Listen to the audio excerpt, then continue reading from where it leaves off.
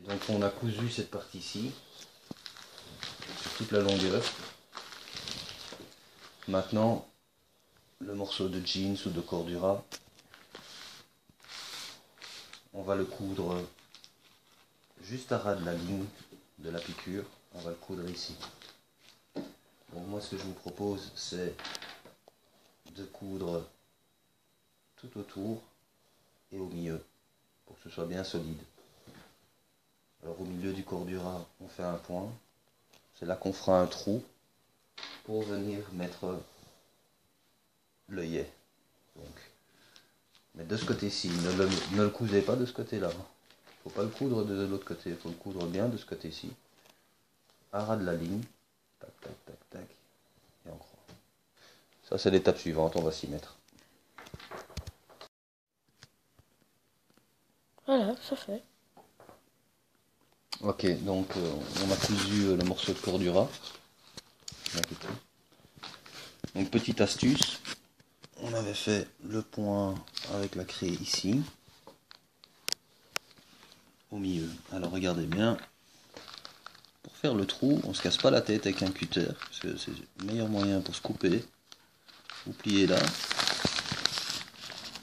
vous pliez là, donc le point était ici. Une bonne paire de ciseaux, ça par contre c'est essentiel. Hop, voilà. Et vous coupez un petit bout, donc il ne faut pas couper grand chose, attention. Hein. Allez-y, il vaut mieux couper trop peu au début. On a coupé. Voilà. Là, on arrive avec le trou dans lequel on pourra venir mettre l'œillet. Donc, l'œillet passe parfaitement. Attention, par contre, j'allais faire une connerie. Cette partie-là de l'œillet, vous le rentrez par ici. Donc, vous retournez. Enfin, vous faites comme vous voulez, mais la partie comme ça, la jolie partie en fait, va venir par ici. Et vous la retournez comme ça. Dedans.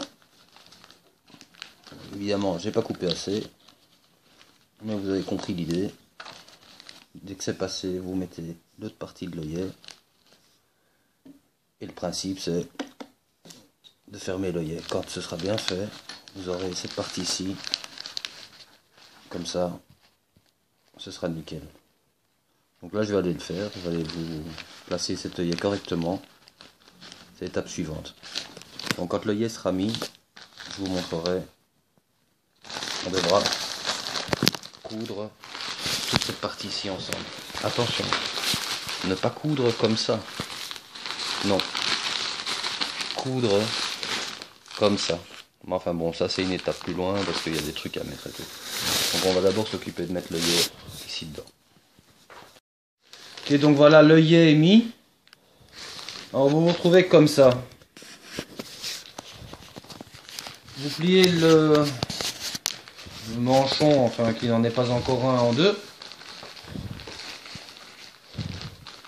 Alors avec la craie, vous tirez un trait à 9 cm du bord et un trait à 13 cm du bord. Pourquoi? Parce que ici à l'intérieur il y aura une première boucle. Alors je vous le dis tout de suite, ce sera mis quand on va coudre. Comment expliquer? Quand on va coudre, on le coudra comme ça. Ça devrait être cousu à l'intérieur. Donc ceci plié à 9 cm. Hop. Et quand on va coudre dessus. Ce qui fait que quand on le retournera, le manchon, ben, il y aura une boucle. Bref. 9 et 13. Il y a une. Il faudra coudre ensemble avec la boucle ici. Et l'autre, même chose, mais avec le velcro comme ça. Ce qui fait que quand on retournera le manchon, il y aura du velcro et une boucle. Je vous expliquerai pourquoi plus tard. Voilà, donc qu'est-ce qu'on va faire? On va rassembler et on va coudre en zigzag depuis là-bas jusqu'ici au bout. Donc de là-bas jusqu'ici au bout. Pas oublier de mettre la boucle à l'intérieur comme ça. Le velcro comme ça aussi à l'intérieur pour qu'ils soient cousus ensemble. Ça c'est l'étape suivante, on va la faire maintenant. Donc j'ai cousu avec un point en zigzag assez serré parce que c'est la partie la plus fragile évidemment vu qu'on rassemble les deux moitiés. J'ai tout cousu jusqu'ici. J'ai intégré la boucle en nylon. J'ai intégré le velcro. Et alors, magie.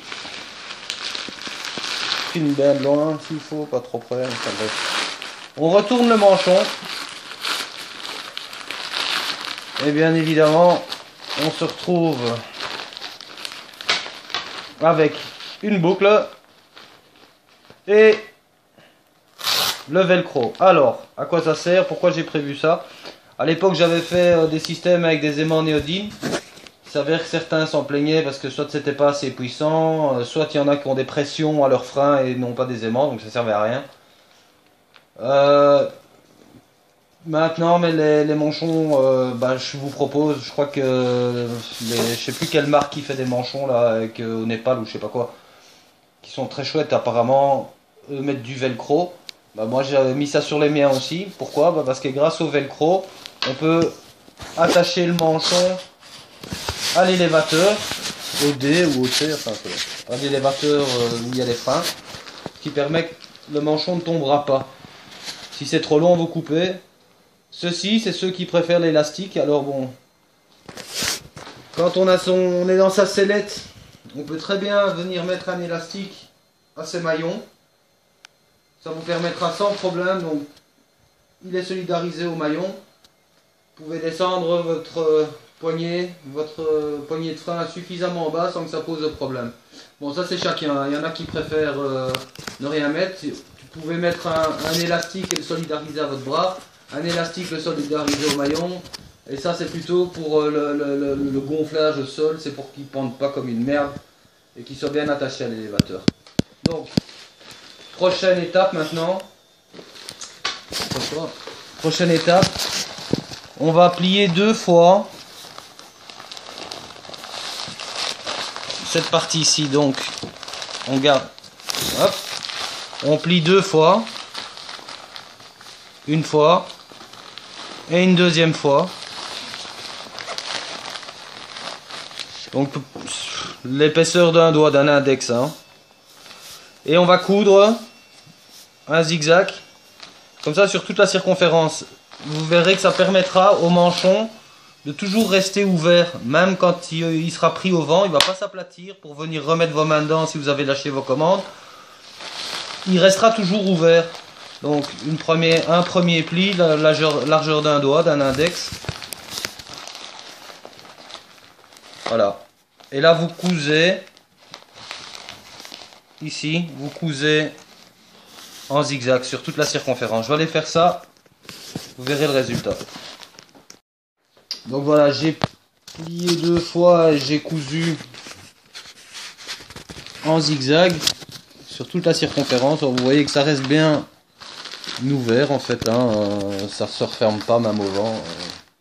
Ça va mettre vos mains dedans. Alors, dernière étape, enfin bientôt la dernière étape, au niveau couture en tout cas c'est la dernière étape. On va faire grosso modo la même chose, mettre ce côté-ci. Donc, on va ramener le bord, on va ramener ce bord-ci jusqu'ici. On essaye de toujours rester bien droit et on va coudre un zigzag sur toute la circonférence. Donc je montre. Vous pouvez même démarrer de là, comme ça vous avez la référence. Enfin, vous vous référez à l'œillet. Hop. Vous ramenez ça par exemple à peu près jusqu'ici. Comme ça. Voilà. Essayez d'être droit. Et on coud un zigzag sur toute la circonférence. Quand ce sera fait, on ne devra plus que mettre l'élastique à l'intérieur. Le brol en plastique, je sais pas comment ça s'appelle, et votre manchon est fait. Donc là, hop, de ce côté-là, un zigzag que je vais aller faire. Puis il nous restera 5 minutes, on aura fini. Allez, salut.